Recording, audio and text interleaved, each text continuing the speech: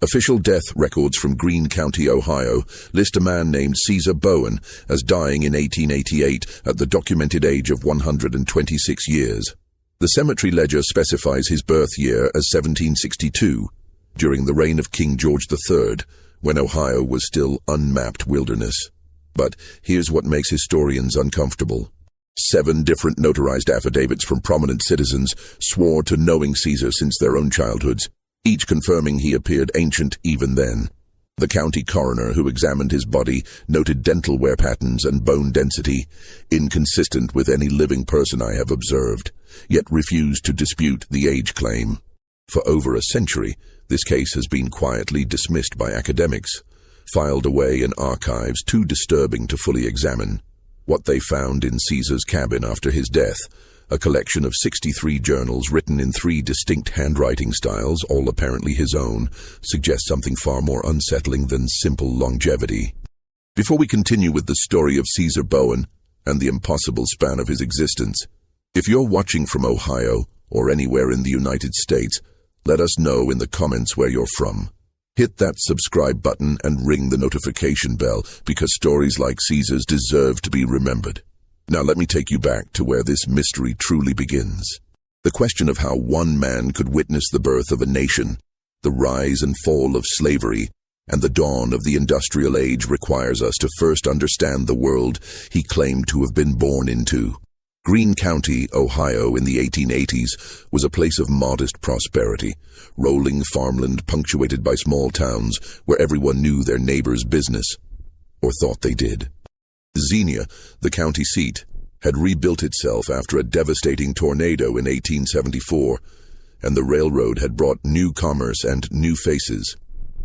It was a community proud of its abolitionist heritage, a place where underground railroad routes were spoken of with reverence, where the memory of the war still shaped daily life.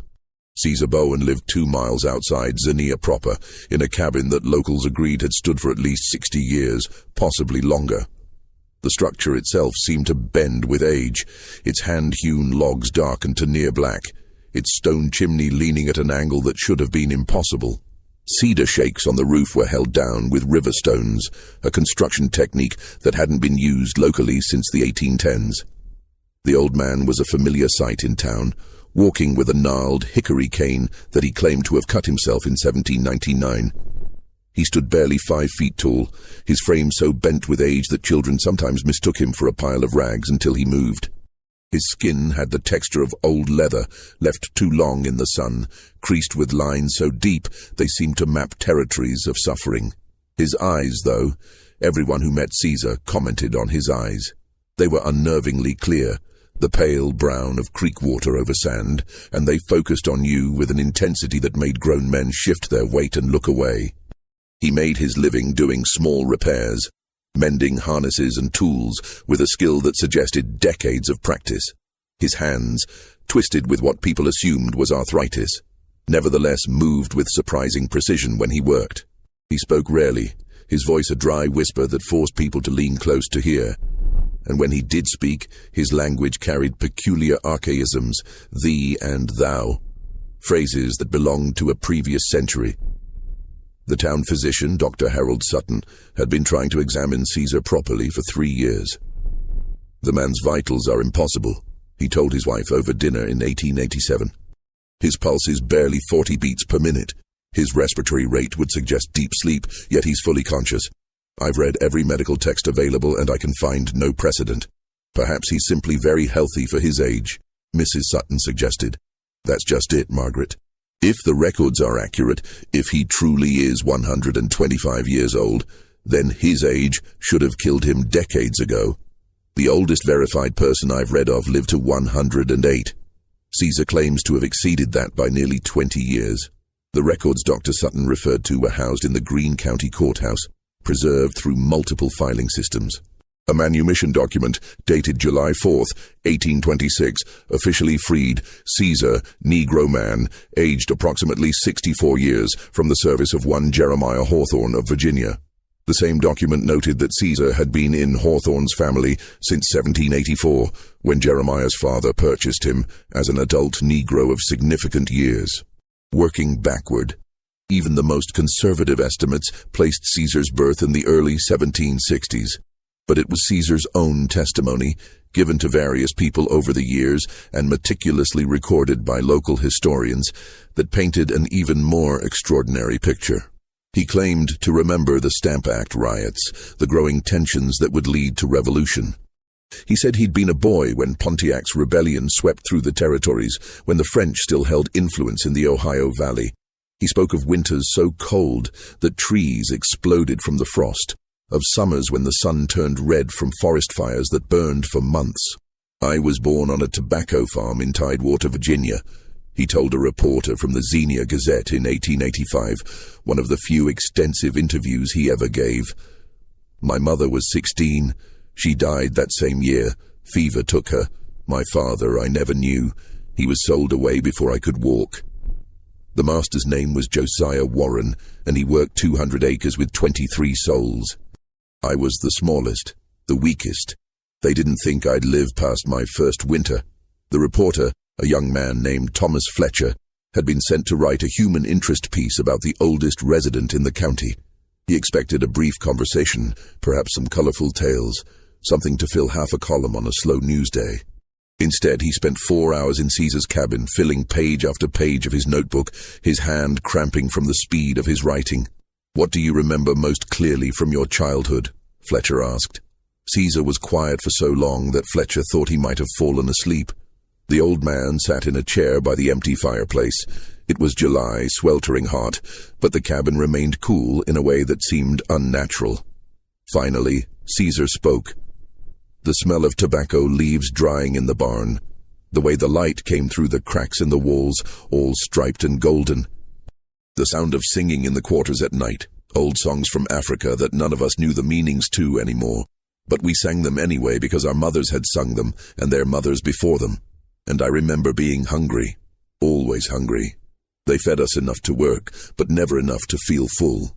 You must have seen tremendous changes in your lifetime. Fletcher prompted. The revolution, the formation of the country, the expansion west.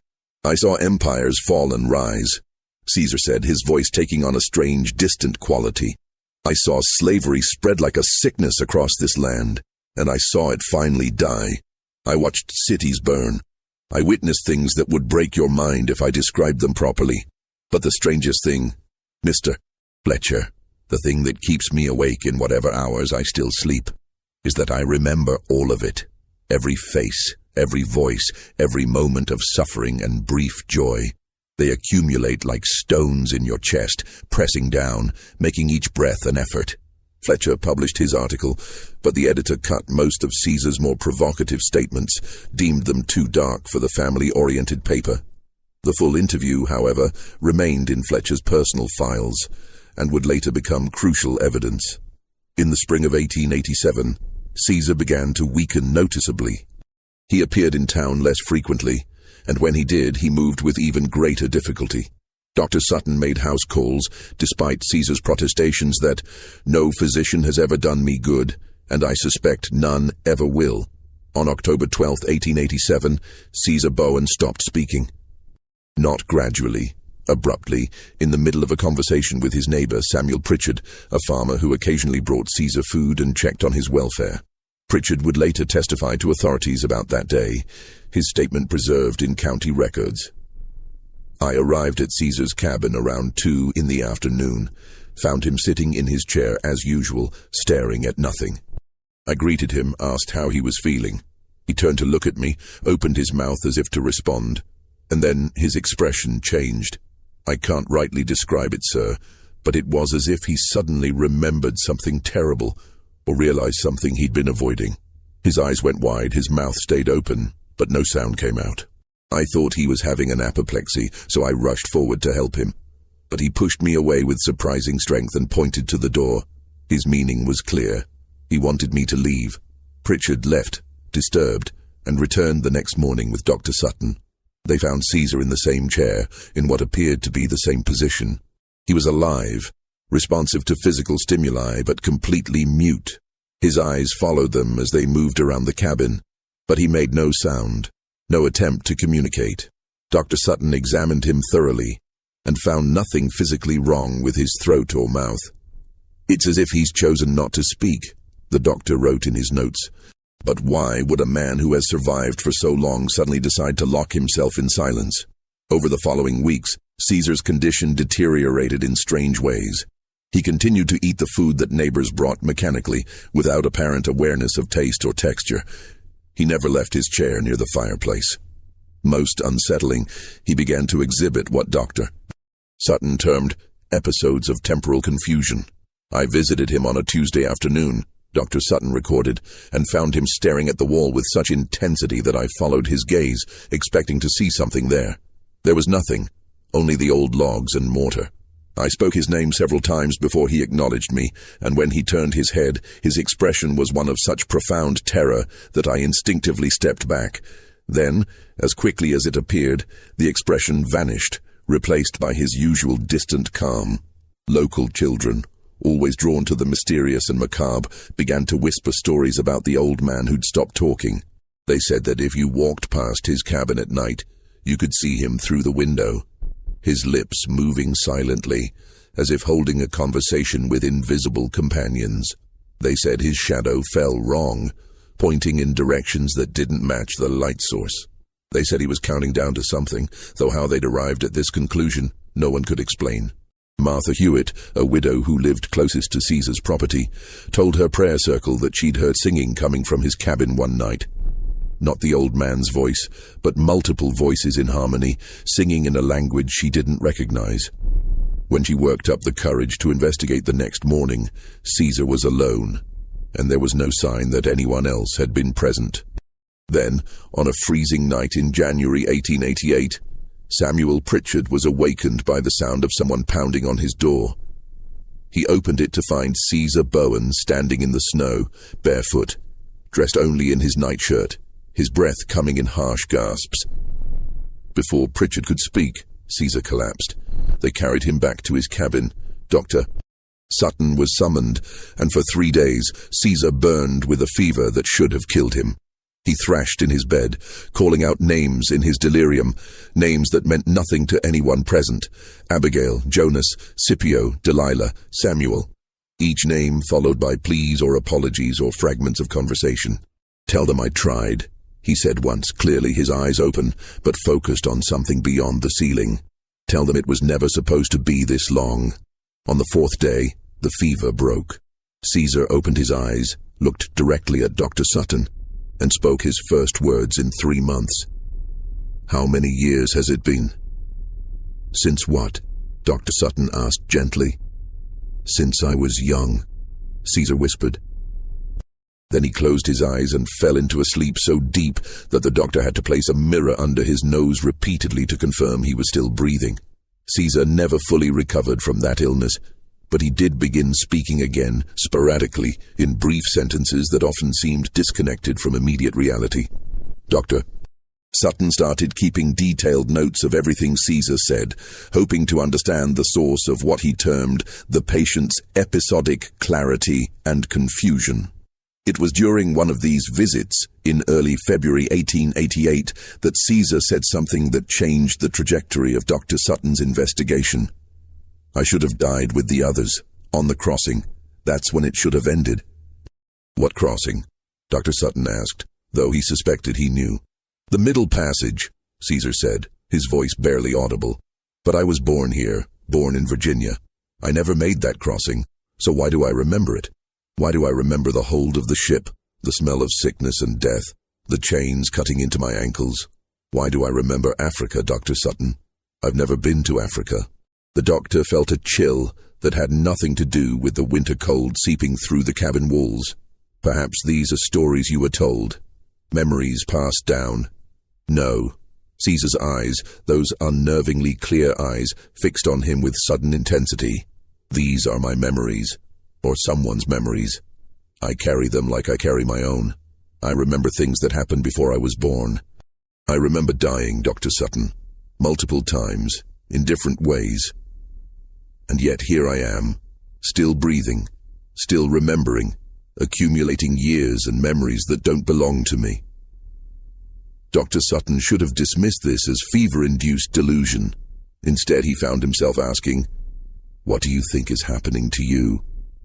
"I think," Caesar said slowly, "that I am carrying the weight of more than one life. I think somehow, in ways I cannot explain, the memories and years of others have been added to my own. I think I have lived long enough to know that God's justice sometimes manifests in ways we cannot comprehend, and I think I am both blessed and cursed to bear witness." Over the following weeks, Dr. Sutton returned frequently, drawn by a compulsion he couldn't fully explain. Caesar spoke more during this period than he had in years, and always his words circled back to the same themes: memory, time, the weight of witnessing. He described in vivid detail life on 3 different Virginia plantations, though records showed he'd only ever been owned by 2 families. He recounted events from the Revolutionary War with the specificity of someone who'd been present, despite being a child at the time. He spoke about the burning of Washington in 1814 as if he'd witnessed it personally, describing the flames consuming the Capitol with a detail that matched historical accounts. "I was in the field when I heard," he said. "August heat, tobacco plants tall enough to hide a man. The overseer came running, shouting that the British had taken the Capitol, that they'd burned it to the ground. I remember thinking, this is what empires do to each other. They destroy the symbols of power, but they forget that the real power lies in the people who plant the tobacco, who build the buildings, who create the wealth that makes the symbols possible in the first place." Dr. Sutton recorded all of this faithfully, filling journal after journal with Caesar's testimony. He began to research the old man's claims, cross-referencing them with historical records, trying to find inconsistencies that would explain the impossible accuracy of his recollections. He found none. Everything Caesar described that could be verified matched historical facts. More disturbing, Caesar occasionally mentioned events that weren't in the popular histories, small incidents, personal details, that Dr. Sutton could only confirm by tracking down obscure documents or interviewing elderly residents who might remember family stories. "I watched a man named Thomas Garrett help over 2,000 slaves escape to freedom," Caesar said one afternoon. "This was in Delaware years ago. I never met him personally, but I knew people who did. He was prosecuted, fined everything he owned, and he just kept doing it. The judge told him he hoped the fine would teach him a lesson, and Garrett said, 'Judge, thee hasn't left me $1. But I wish to say to thee and to all in this courtroom that if anyone knows of a fugitive who wants a shelter and a friend, send him to Thomas Garrett, and he will befriend him.' Do you know what courage like that costs, Doctor? True courage, not the kind sung about in ballads, but the kind that makes you a criminal in service of justice. Dr. Sutton did know of Thomas Garrett. He was a famous abolitionist who had indeed helped thousands escape. But how Caesar knew such specific details about his trial was a mystery. The old man claimed never to have left Ohio since his arrival in 1826. As winter turned to early spring, Caesar's physical condition continued to decline, but his mind seemed to sharpen. He began asking Dr. Sutton to bring him specific items from town: newspapers, almanacs, maps. He studied these with fierce concentration, as if searching for something. "What are you looking for?" Dr. Sutton finally asked. "I'm trying to determine when," Caesar said. "I felt it approaching for months now. Time is finally catching up to me. All those borrowed years, all those memories that don't belong to me, they're coming due. I need to know when it will happen so I can prepare." "Prepare for what?" "For settling the account," Caesar said simply. "For returning what was never truly mine." The breakthrough came in March 1888, when Thomas Fletcher, the reporter who had interviewed Caesar 3 years earlier, returned to Xenia. He'd been working for a Cincinnati newspaper, but had never forgotten the old man's story. When he heard through mutual acquaintances that Caesar was declining, he made the journey to see him one last time. Fletcher arrived with something unexpected: a collection of letters he'd received over the years from readers who'd seen his original article about Caesar. Most were the usual responses to human interest stories, reminiscences from elderly readers about their own long-lived relatives, theories about diet and exercise, religious interpretations about divine will. But 3 letters were different. The first was from a woman named Victoria Ashford in Richmond, Virginia. She wrote that her grandfather, before his death in 1879, had spoken of a slave named Caesar, who'd worked on her family's plantation in the 1780s and 90s. According to her grandfather's stories, Caesar had been remarkable for his intelligence and his uncanny ability to predict weather patterns and agricultural yields. My grandfather said that Caesar seemed to possess knowledge that exceeded his station, she wrote. He spoke as if he'd read books, though my grandfather swore no slave on their property had ever been taught to read. When the slave was sold away in 1795, my grandfather said he felt relieved, as if a presence that didn't quite fit the natural order had been removed. The second letter came from a Methodist minister in Delaware named Reverend Josiah Crothers. He described visiting a sick parishioner in 1850 who, in his delirium, kept calling for someone named Caesar. The man was 90 years old, the Reverend wrote, and in his fever he kept repeating that he needed to confess to Caesar and make it right before the judgment. When I asked his daughter about this Caesar, she told me that her father had owned slaves in his youth in Virginia, and that one named Caesar had run away in 1808. She said her father had always believed Caesar had drowned trying to cross the Potomac, but that he'd been haunted by guilt, believing he'd driven the man to desperate measures through cruel treatment. The third letter was the most disturbing. It came from a historian in Pennsylvania named Dr. Edmund Thorne, who had been researching Quaker involvement in the Underground Railroad. I came across notarized testimony from 1823, he wrote, given by a conductor named Ruth Ames, who described helping a fugitive named Caesar cross from Maryland into Pennsylvania. What struck me was her description of the man. She said he appeared ancient, that his hands shook with palsy, and that he spoke with such refined diction that she initially doubted he was truly a runaway slave.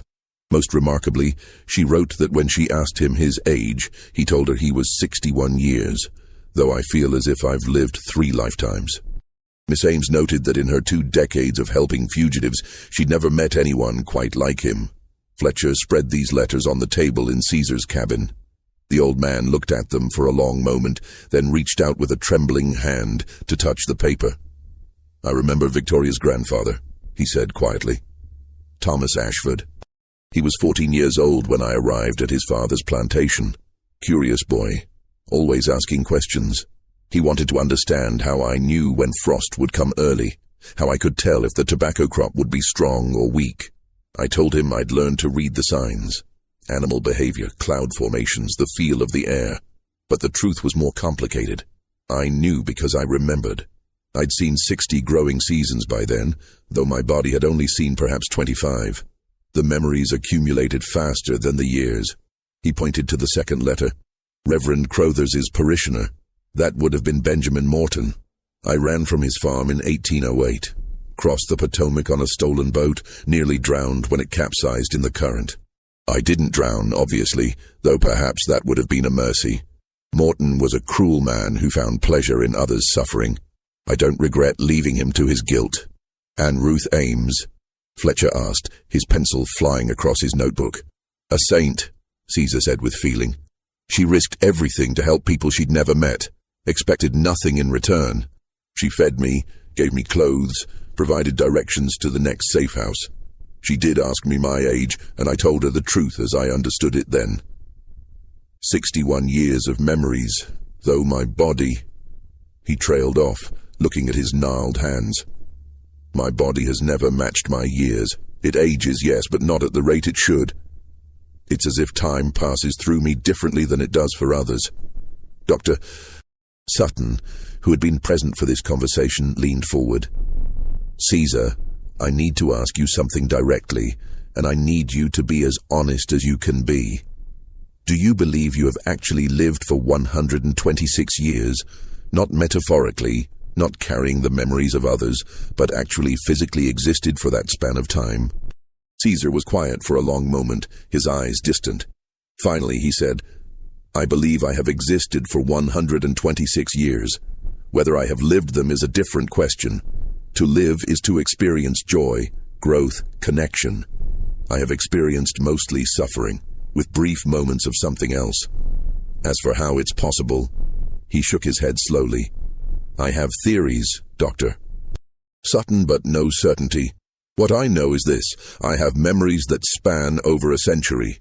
I have been documented in records across multiple states over many decades, and I have continued breathing long past when any normal man should have returned to dust. What are your theories? Fletcher asked eagerly. Caesar's expression darkened.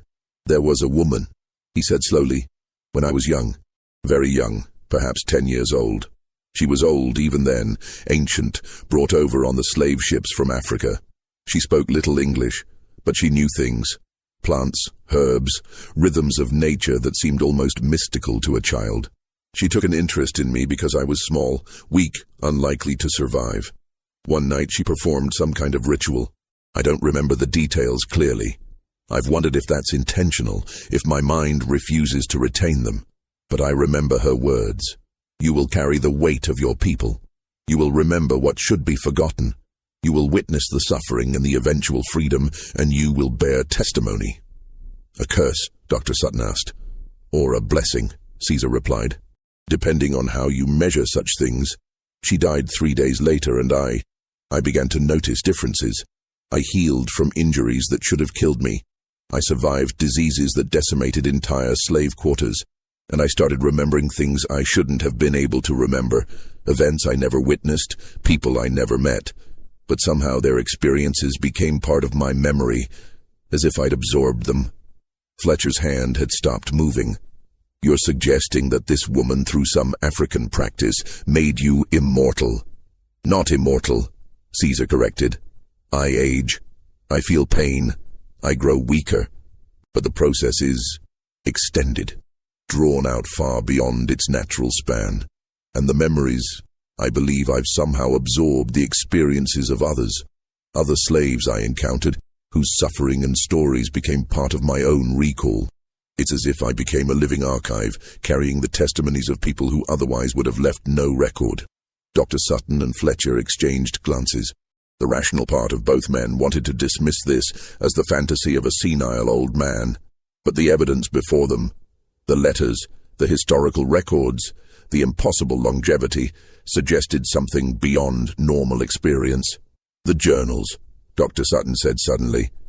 Samuel Pritchard mentioned seeing journals in your cabin, 63 of them, written in different hands. 3 hands, Caesar said. Mine, as it was 50 years ago. Mine, as it was 20 years ago. And mine, as it is now. The handwriting changes as age claims my fingers, but the words remain constant. I've been documenting everything. Every memory, every story, every witness I've carried.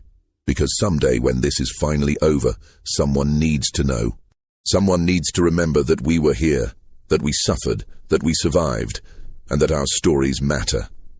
The existence of the journals transformed Dr. Sutton's and Fletcher's investigation from curious inquiry into urgent documentation. Caesar, sensing perhaps that his time was growing short, agreed to let them examine the volumes. The journals were unlike anything either man had ever seen. They were written on every conceivable type of paper, rough pulp, fine vellum, the backs of discarded documents, even bark from birch trees. Some volumes were bound in leather, others stitched together with plant fibers. The earliest entries were dated 1795. The handwriting in those first journals was elegant, educated, completely at odds with what anyone would expect from a slave who claimed to have no formal education. Dr. Sutton, who had some experience with historical documents, noted that the style matched the penmanship taught in the late 18th century. I taught myself, Caesar explained when questioned. Stole a primer from the master's son, practiced in secret. It took 3 years before I could form proper letters. Worth every risk, though. Once you can read and write, they can take everything else from you, but they can't take your thoughts. The content of the journals was even more extraordinary than the handwriting. Caesar had documented not just his own experiences, but those of dozens of other slaves. Each entry was dated and included the name of the person whose story he was recording. June 12, 1803. Spoke today with Lydia, age approximately 40, who was separated from her 3 children when her master sold them to a sugar plantation in Louisiana. She described the morning they were taken. How the youngest clung to her skirts, how the middle child remained silent with shock, how the oldest tried to run and was caught and beaten. Lydia has not seen them in 6 years. She works now in the master's house, serving food to the family that destroyed hers, and she does so with grace because to do otherwise would mean punishment. I will carry this story forward so that someone someday knows that Lydia existed, that she loved, that she suffered, and that she endured. Page after page contained similar entries. Some described violence in careful, clinical terms that somehow made it more horrifying than graphic detail would have. Others focused on small moments of resistance or kindness. Many documented the separation of families, the heartbreak of watching children sold away. "Why did you take on this burden?" Fletcher asked, his throat tight as he read. "Because no one else could," Caesar said. "Slaves couldn't write their own stories. Most couldn't read or write at all, and those who could would be punished severely if discovered. White people wouldn't document these experiences truthfully if they acknowledged them at all. I realized that I had been given a terrible gift. The time to witness, the ability to record, and the necessity to remember. How could I not use it? But it was the later journals, from the 1840s onward, that truly disturbed Dr. Sutton. The handwriting had deteriorated somewhat, grown shakier, but the content had changed in another way. Caesar began to describe memories that he explicitly stated were not his own experiences, but rather recollections that had somehow entered his mind. November 3rd, 1847. I remember a ship. I have never been on a ship, yet I remember this one with absolute clarity. The hold is dark, airless, packed with bodies chained so tightly that we cannot move. I say we, though this is not my memory. It belongs to someone else, someone whose name I never learned. The smell is beyond description. Human waste, vomit, rotting flesh. Fear itself has a smell in that hold. People die around me, and their bodies remain chained to the living for days before the sailors remove them. I remember the sound of people praying in languages I don't understand, remember the sensation of the ship rolling on waves, remember thinking that death would be a mercy. This is not my memory, yet I carry it now. How many others carry memories they did not earn? How many of us hold the suffering of our ancestors in our bodies, in our dreams, in the way we move through the world? Dr. Sutton looked up from reading this entry to find Caesar watching him with those unsettling, clear eyes. "You think I'm insane," the old man said flatly. "I think," Dr. Sutton said carefully, "that you have experienced something beyond normal human existence. Whether that's through some mechanism we don't understand, or through a psychological process of incorporating others' stories so deeply that they feel like memories, I cannot say. But I do know that you believe these experiences are real, and I know that you have lived far longer than should be possible." "It's more than belief," Caesar said with sudden intensity. "I can describe the face of the woman who nursed me through fever when I was 5 years old, though my mother was already dead. I can tell you the exact pattern of scars on the back of a man named Joshua, whom I met once, briefly, in 1812, and whose beating I somehow remember as if I'd felt it myself. I carry the weight of hundreds of lives, Doctor. Their joys, their sorrows, their moments of grace and their years of torment. And now, as I approach the end, I feel them gathering. All those memories, all those people pressing close, waiting. Waiting for what? Fletcher asked. For the settling, Caesar said. For the final accounting. I told you before that time is catching up to me.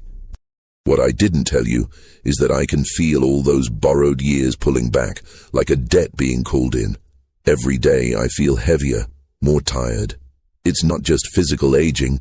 It's as if every year I've lived beyond my natural span is now demanding its due all at once. Just when we thought we'd uncovered the full scope of Caesar's impossible existence, something happened that would force everyone to reconsider everything they thought they knew.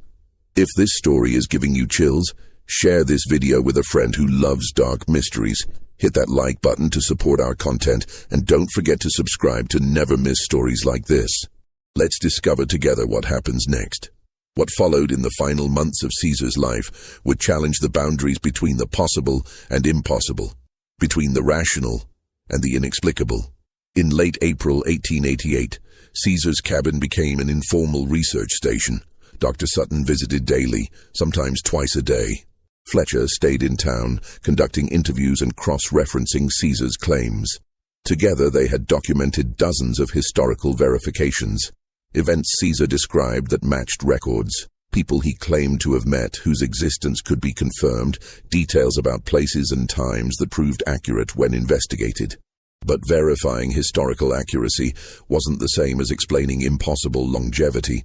Martha Hewitt, the neighboring widow, began assisting with Caesar's care. She brought meals, cleaned the cabin, and sat with him when the two men were occupied elsewhere. It was she who first noticed the physical changes that began manifesting in early May. His skin, she told Dr. Sutton one morning, her voice trembling slightly. It's becoming thinner, almost translucent. I can see the veins beneath, the pattern of bones, and his eyes. They've started changing color. They were always pale brown, but now they're turning almost gray like old glass. Dr. Sutton examined Caesar and confirmed Martha's observations. The old man's skin had indeed become papery, delicate to the point where the slightest pressure left bruises. His eyes had taken on a clouded quality, though his vision seemed unimpaired. Most disturbing was his weight loss. Caesar had always been small, but he was now visibly shrinking, as if his very substance was being consumed from within. "How do you feel?" Dr. Sutton asked. "Hollow," Caesar whispered, "like something is being drawn out of me. Not painfully, but steadily. I can feel myself becoming less solid, less present. It's as if I'm slowly translating from flesh into something else, memory perhaps, or pure witness, unbound by physical form." Fletcher, who had been cataloguing the journals in a corner of the cabin, looked up sharply. "You're speaking metaphorically." "Am I?" Caesar's gaze was distant. "I'm not certain anymore. The boundary between the physical and the remembered has been blurring for days. Sometimes I look at my hands, and I'm not sure if they're my hands or hands I've remembered, belonging to someone else who once lived and suffered and worked these same fields." On May 3rd, the situation intensified dramatically. Dr. Sutton arrived at his usual morning hour to find Caesar in a state of profound distress. The old man sat rigid in his chair, his eyes wide but unfocused, his breath coming in short gasps. At first, the doctor thought he was having a cardiac episode, but Caesar's pulse, while rapid, remained steady. "What's happening, doctor?" Sutton asked urgently, taking Caesar's wrist to monitor his heartbeat. "They're here," Caesar whispered, and his voice seemed to echo strangely in the small cabin. "All of them. Every person whose story I carried, every memory I absorbed. They're all here, surrounding me, and they want their time back. Doctor." Sutton saw nothing unusual in the cabin, but he could not dismiss the terror in Caesar's eyes, or the way the old man's gaze tracked invisible presences moving around the room. "Tell me what you're experiencing. Describe it as precisely as you can." "I'm remembering everything at once," Caesar said, his voice strained, words tumbling over each other. "Every moment of every life I've touched. It's overwhelming. Lydia, whose children were sold away. I can feel her grief as if it's happening now. Joshua, who was beaten for learning to read. I feel the lash on my back, though I was never beaten in that way. Sarah, who poisoned herself rather than continue in bondage. I taste the bitter herbs on my tongue. Thomas, who successfully escaped and made it to Canada. I feel his joy and his survivor's guilt. They're all here, all present, all demanding acknowledgement. I can't separate my own experiences from theirs anymore. I don't know which memories belong to me and which I've borrowed. I don't know who I am beneath all these accumulated years." Doctor Sutton made detailed notes, even as a part of him recognized that he was documenting something that existed outside the framework of medical science. Caesar's pupils were dilated, his breathing erratic, but his physical signs didn't fully explain the psychological crisis he appeared to be experiencing. "Try to focus on my voice, Doctor," Sutton said, employing techniques he'd learned for calming delirious patients. "Ground yourself in this moment, in this place." "But that's just it," Caesar said, and suddenly his voice changed, became higher, softer, unmistakably feminine. "This moment isn't just one moment, it's every moment I've carried. I am Caesar, but I'm also Lydia. I'm Joshua. I'm Sarah. I'm Thomas. I'm Abigail and Jonas and Scipio and Delilah and Samuel. I'm the woman who performed the ritual when I was a child. I'm the child I was. I'm the old man I've become. I'm all of them, all at once, and the weight of it is crushing the boundaries that separated them. The voice shifted again mid-sentence, becoming deeper, rougher. Then it shifted again, taking on a different accent. Dr. Sutton watched in horrified fascination as Caesar seemed to cycle through different personas, each speaking for a few moments before giving way to the next. Fletcher arrived shortly after, summoned by Martha Hewitt, who had heard Caesar's voice changing and had run for help in a panic. Together, the two men watched as Caesar exhibited what Dr. Sutton could only describe as a complete fragmentation of identity. Over the next 3 days, the phenomenon intensified. Caesar cycled through what appeared to be dozens of different personas. Sometimes he spoke in dialects from various regions, the distinctive Gullah accent of the Georgia coast, the clipped tones of Maryland's eastern shore, the softer drawl of Virginia tidewater. Sometimes his voice took on different qualities entirely, higher or lower, faster or slower. He responded to different names. He described scenes from multiple perspectives, as if he'd been several different people in the same moment. I'm in the tobacco field. The sun is burning my back. I'm 12 years old, he said in a child's voice. Then, seamlessly shifting, I'm in the kitchen house. My hands are scarred from years of handling hot pots. I'm watching the master's children play. Another shift. I'm running through the forest at night, following the North Star. My feet are bleeding, but I can't stop. Dr. Sutton documented all of it with clinical precision, filling page after page with observations. But privately, he felt he was witnessing something that exceeded medical explanation. He checked Caesar's physical condition repeatedly, temperature, pulse, respiration, pupil response, and found nothing that would explain the psychological crisis unfolding before him. On the evening of May 5th, alone in his room at the boarding house, Dr. Sutton wrote in his personal journal, I am a man of science. I was trained at one of the finest medical colleges in the country.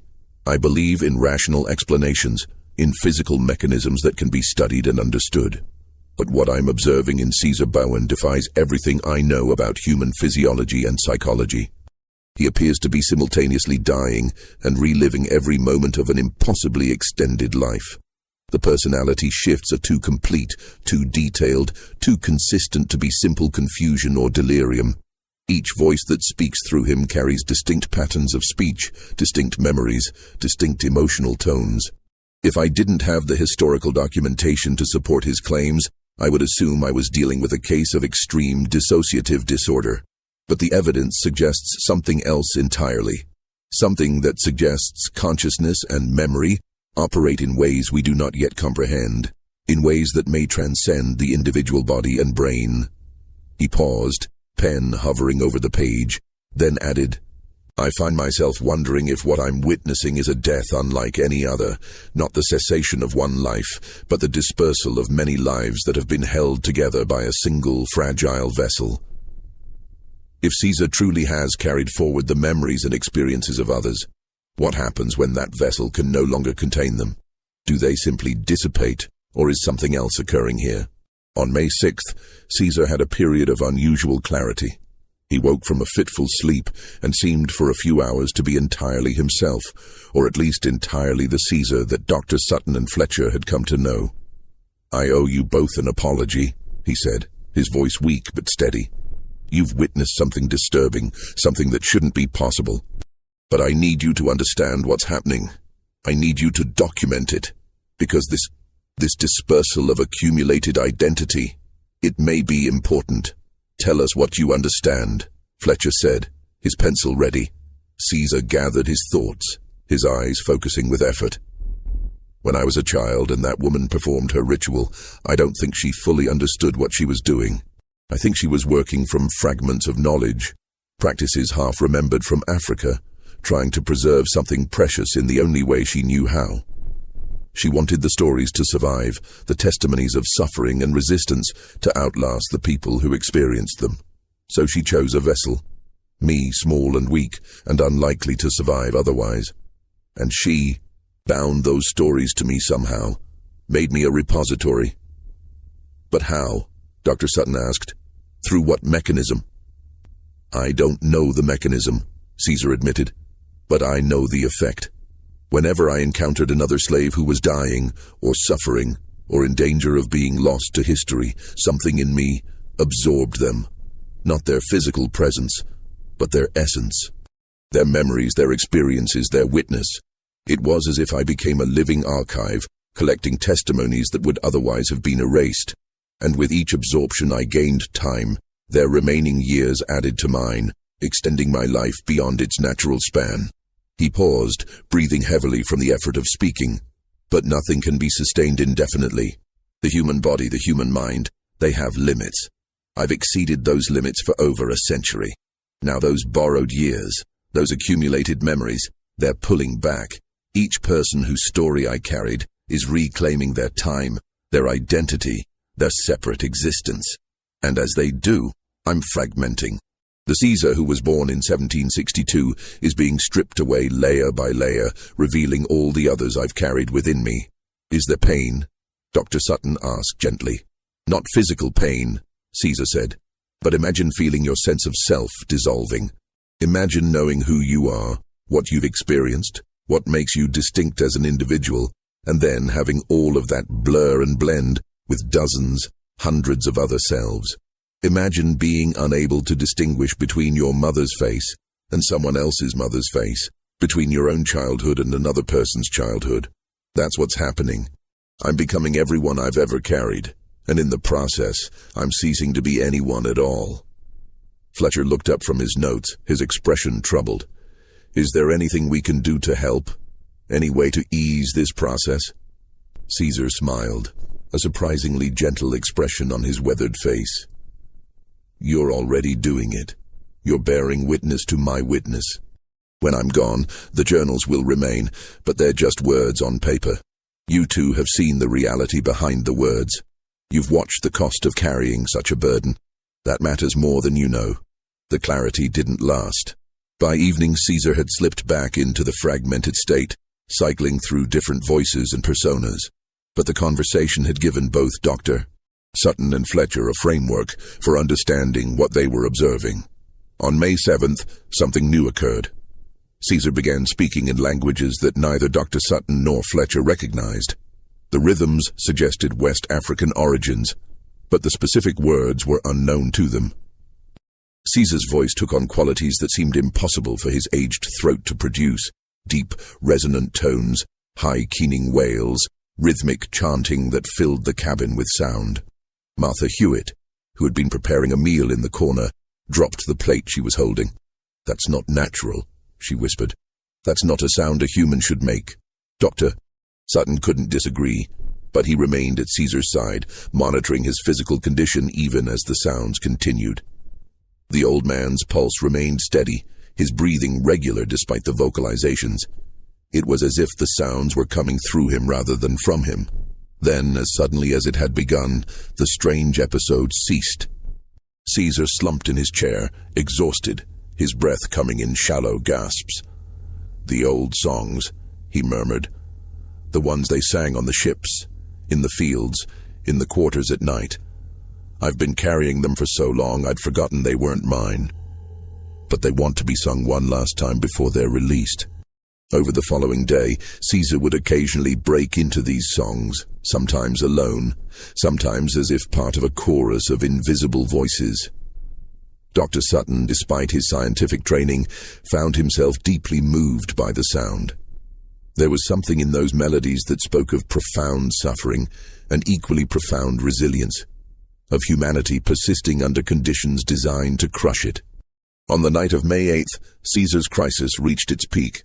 Thomas Fletcher, who had been staying with Dr. Sutton at the boarding house, was awakened by someone pounding on their door.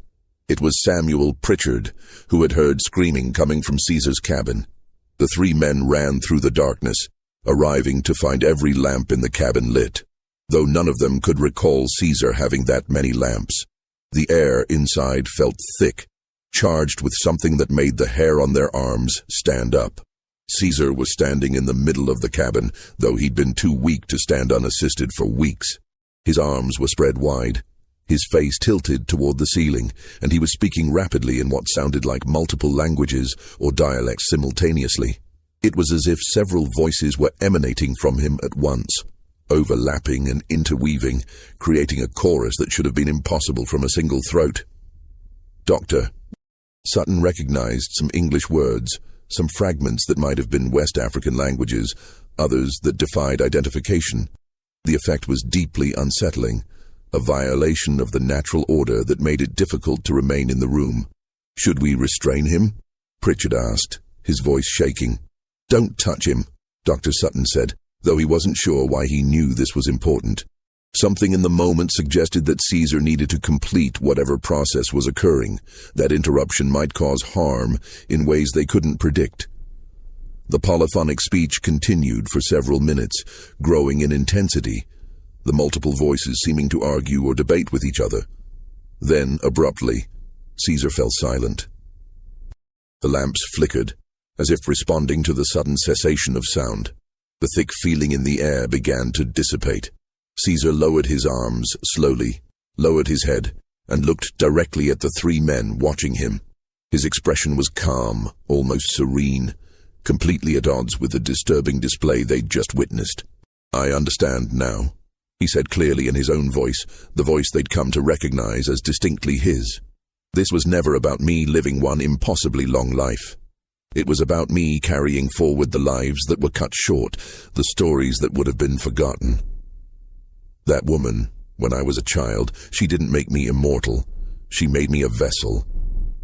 Every slave I encountered who died too young, whose story would have died with them.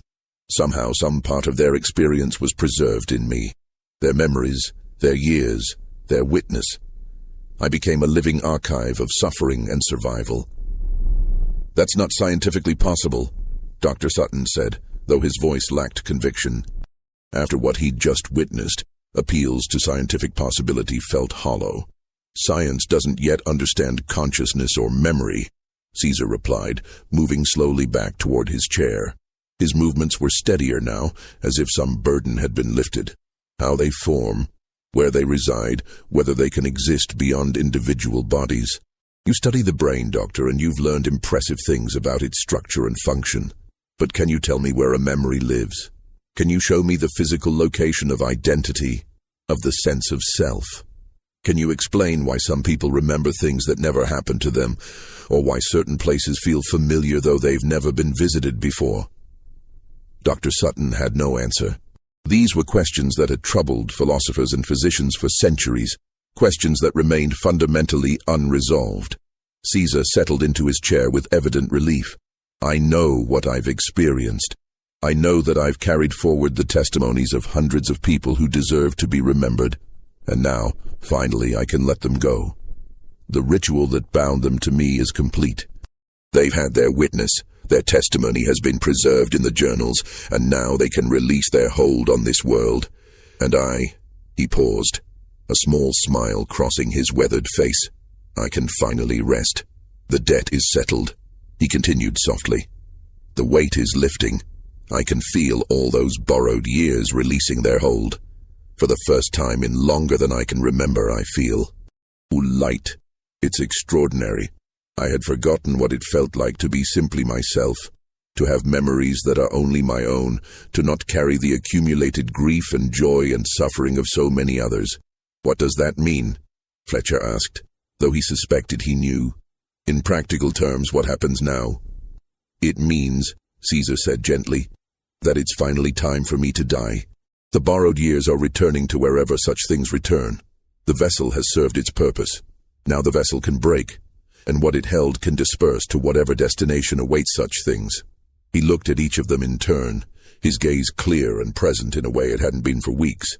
"Thank you, all of you, for caring for an old man whose existence defied explanation, for documenting what couldn't be easily believed, for bearing witness to the witnesses I carried. The journals will tell the stories, but you can tell the truth of how much it cost to preserve them."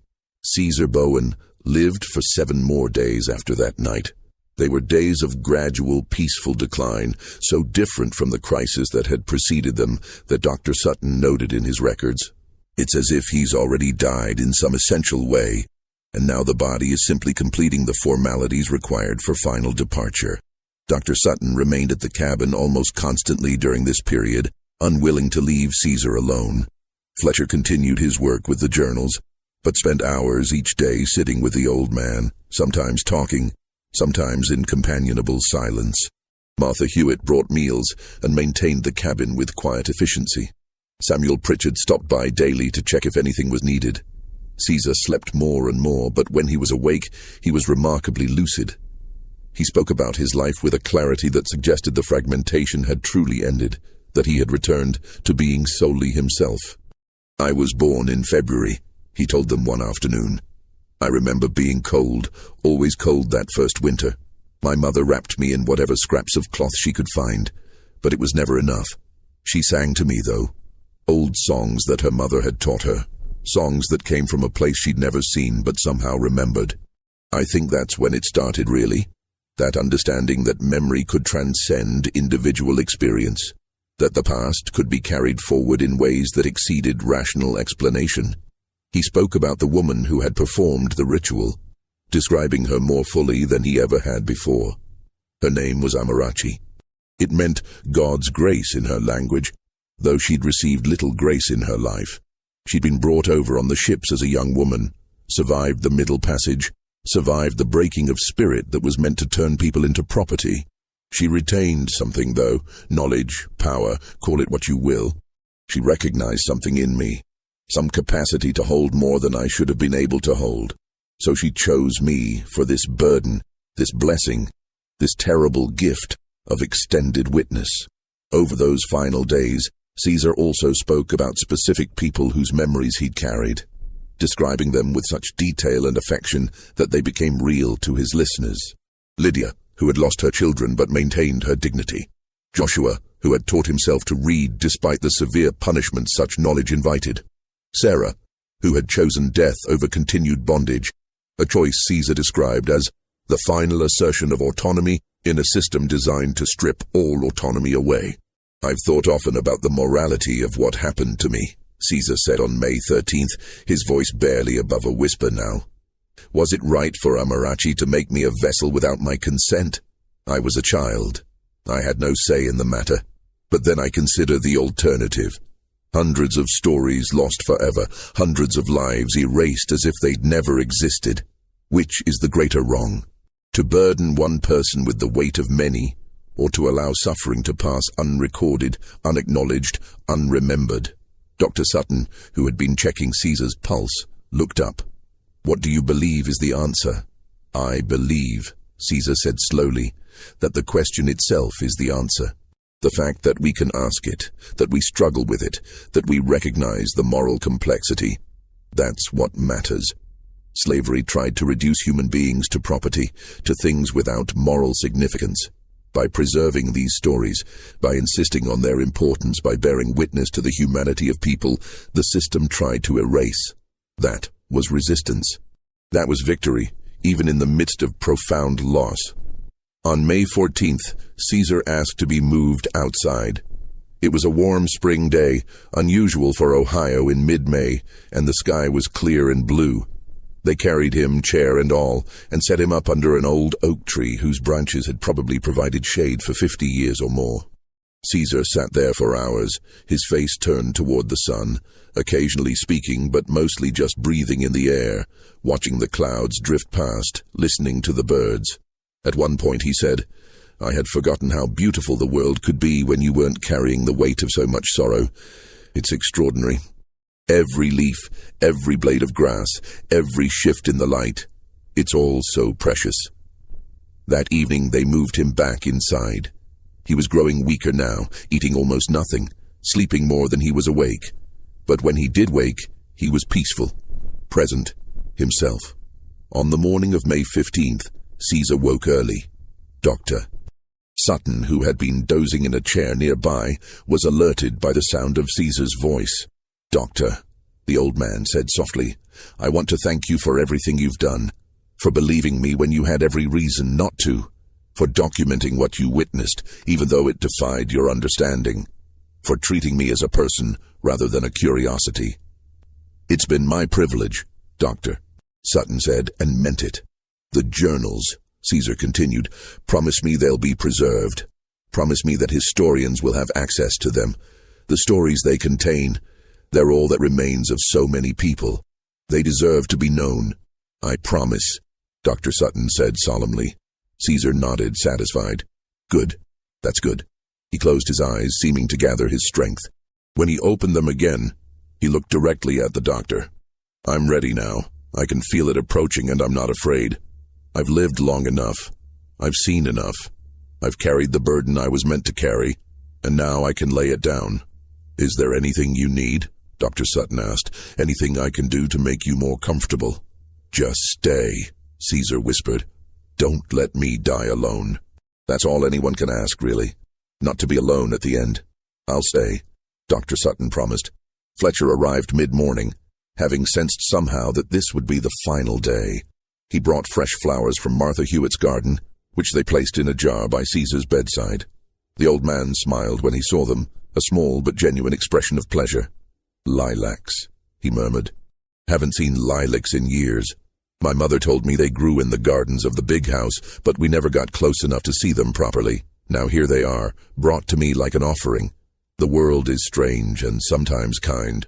As the day progressed, Caesar drifted in and out of consciousness. When he was awake, he spoke occasionally, sometimes clearly, sometimes in fragments that made sense only to him. He mentioned names they recognized from the journals. He hummed snatches of songs. He smiled at private memories. Around 2 p.m, he opened his eyes and looked at Dr. Sutton with sudden clarity. Thank you for bearing witness to my witness. Make sure the journals survive. Make sure the stories are told. Make sure people know that we were here, that we mattered, that our suffering and our resistance and our humanity were real and significant and worthy of remembrance. I will, Dr. Sutton said, his throat tight.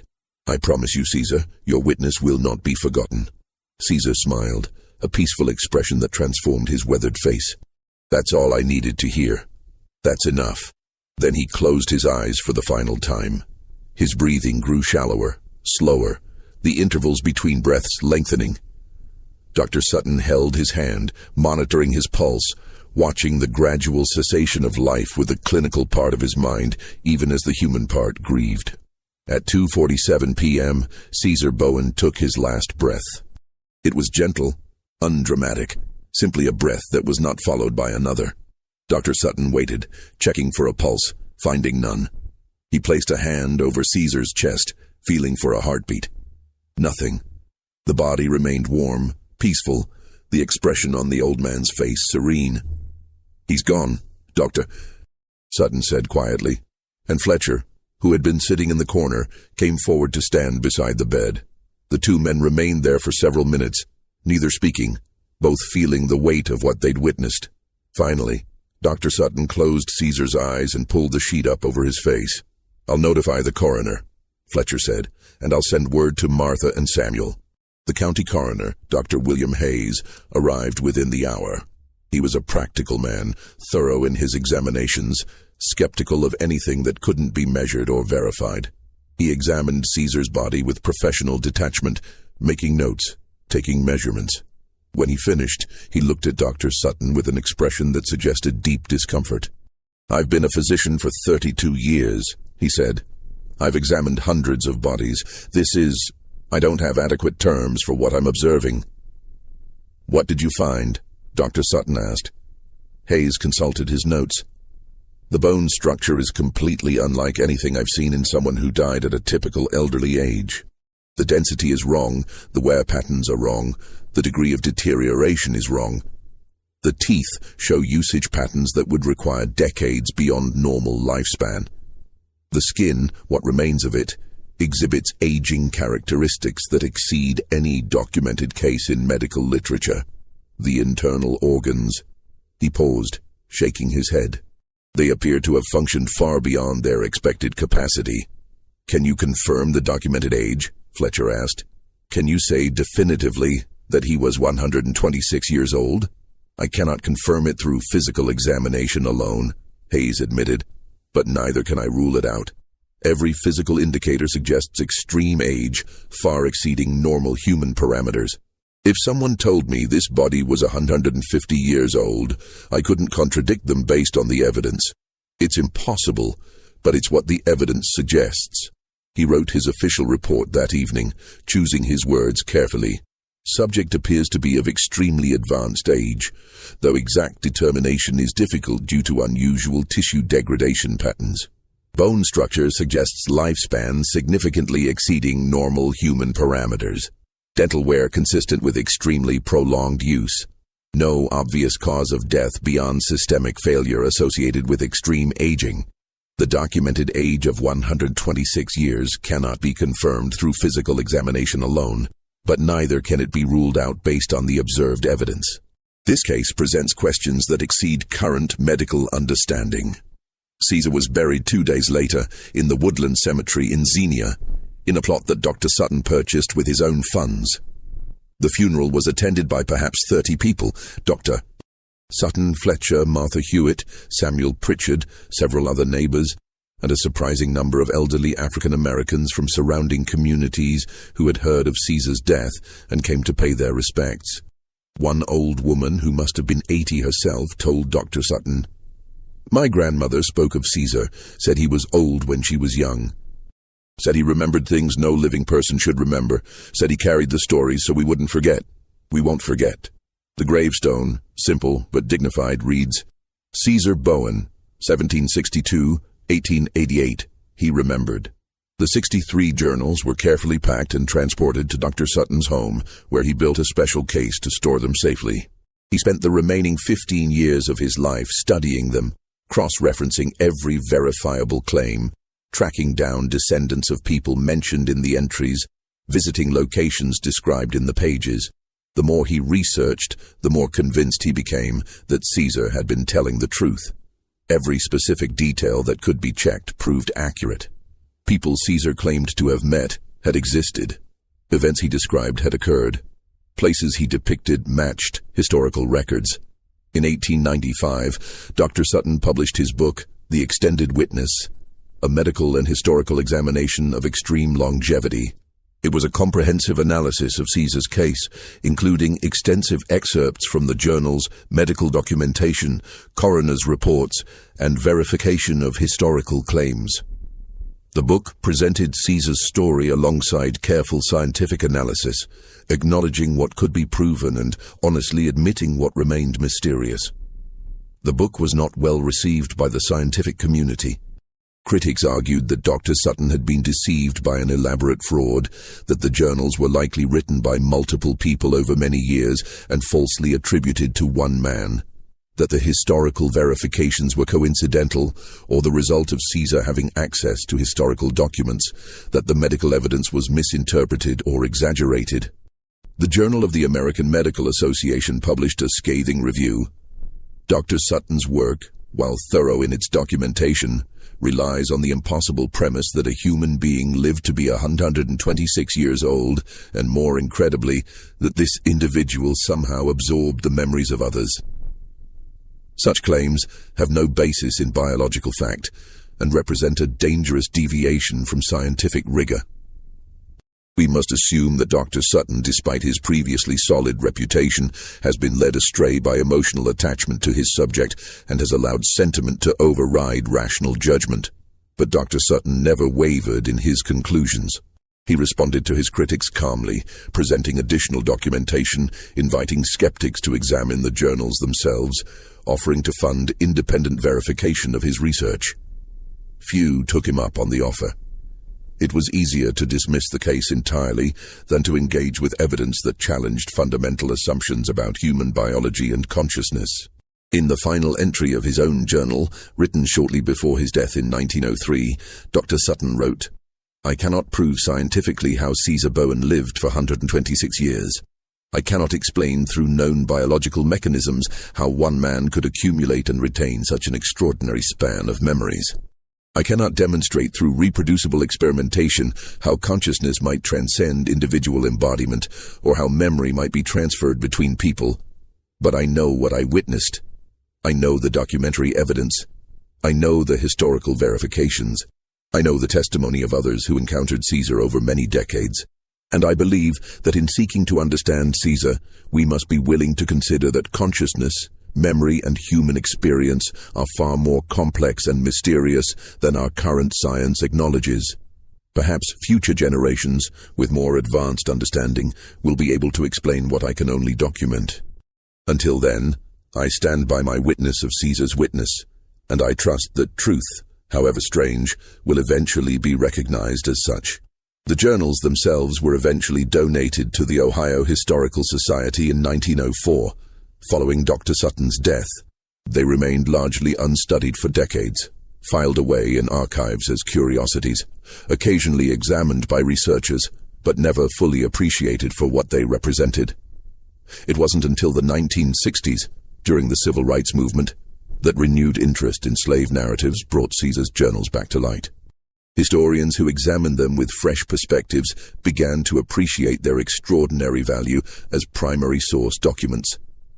They verified dozens of specific claims, names, dates, events, locations that Caesar could not have known through normal means unless he had actually been present or had direct contact with primary sources that no longer existed. Dr. Patricia Morrison, a historian who spent 5 years studying the journals in the 1970s, wrote, "Whether Caesar Bowen actually lived for 126 years is perhaps less important than what his journals represent. The most comprehensive first-person account of African-American slave experience across multiple states, multiple decades, and multiple aspects of the institution. The consistency of detail, the emotional authenticity, the historical accuracy of verifiable claims. These make the journals invaluable regardless of how we explain their origin. If Caesar's claims about absorbing others' memories are true, then he succeeded in preserving testimonies that would otherwise have been lost. If the journals were somehow compiled from multiple sources but attributed to one person, then someone went to extraordinary lengths to preserve these stories. Either way, the value of the content is undeniable. Modern DNA analysis of hair samples preserved in Dr. Sutton's collection has provided some interesting data, though nothing conclusive. The telomere length in the samples suggests extreme cellular age beyond what would typically be expected. But scientists caution that sample degradation over time makes definitive conclusions impossible. The question of how Caesar Bowen lived to be 126 years old remains officially unanswered. The question of whether he truly carried the memories and experiences of others has no scientific consensus. Parapsychologists have cited his case as evidence for collective consciousness or memory transfer. Skeptics maintain it was an elaborate hoax or a case of extreme confabulation. Religious scholars have interpreted it as divine intervention or spiritual testimony. Neuroscientists acknowledge that we still don't fully understand memory consolidation, consciousness, or the full capabilities of the human brain, leaving room for phenomena we can't yet explain. What is certain is that Caesar Bowen existed. Birth records, sale documents, manumission papers, census records, property deeds, and finally death certificates all attest to a man who lived in Greene County, Ohio for over 60 years and claimed to have been born during the reign of King George III. What is certain is that he left behind 63 journals containing detailed testimonies from the slave experience. What is certain is that multiple physicians, coroners, and witnesses documented his extreme age and unusual physical condition. What is certain is that he dedicated his final years to ensuring that suffering would be remembered and resistance would be honored. In Greene County, Ohio, elderly residents still sometimes speak of the old man who remembered everything, who carried the weight of his people's suffering, who witnessed the birth of a nation and the eventual death of the institution that had enslaved him. They speak of him with a mixture of awe and unease, as if acknowledging that some mysteries exceed our capacity for explanation, as if recognizing that in our rush to understand everything rationally, we sometimes miss truths that operate on different frequencies. Caesar's cabin stood for another 40 years after his death, gradually falling into ruin. Locals reported odd phenomena, unexplained sounds, unexplained cold spots, a feeling of presence that visitors couldn't quite define. In 1928, when the structure was finally demolished, workers claimed they heard singing as the walls came down, old songs in unknown languages that faded As the last boards were pulled away, the land where the cabin stood remained empty for decades. Neighbors said nothing would grow there properly. Plants withered, grass yellowed, even weeds struggled. In 1965, the site was paved over for a parking lot, and whatever presence lingered there was buried beneath asphalt and forgotten by most. But the journals remain. They sit in climate-controlled archives, available to researchers, students, anyone who wants to engage with the testimony of a man who claimed to have lived longer than should be possible, who claimed to carry memories that weren't entirely his own, who dedicated his impossible life to ensuring that suffering and survival would not be forgotten. Whether Caesar Bowen actually lived for 126 years, whether he truly absorbed the memories of others through some mechanism we don't understand, whether Amarachi's ritual actually altered his relationship with time and consciousness, these questions may never be answered with certainty. Science may eventually develop frameworks for understanding phenomena that currently seem impossible, or the mystery may remain forever unresolved, a testament to the limits of human knowledge. But perhaps the more important question is not how he lived so long, but what he chose to do with that extended existence. He could have used it for personal gain, for revenge against those who had enslaved him, for any number of purposes. Instead, he chose to remember, to record, to bear witness. He chose to make his impossible life a repository for stories that would otherwise have died with their tellers. He chose to honor people who history would have otherwise erased entirely. In the end, perhaps that is the real mystery and the real legacy of Caesar Bowen. Not the impossible span of his years, but the depth of his commitment to honoring the lives of people who history would have otherwise forgotten.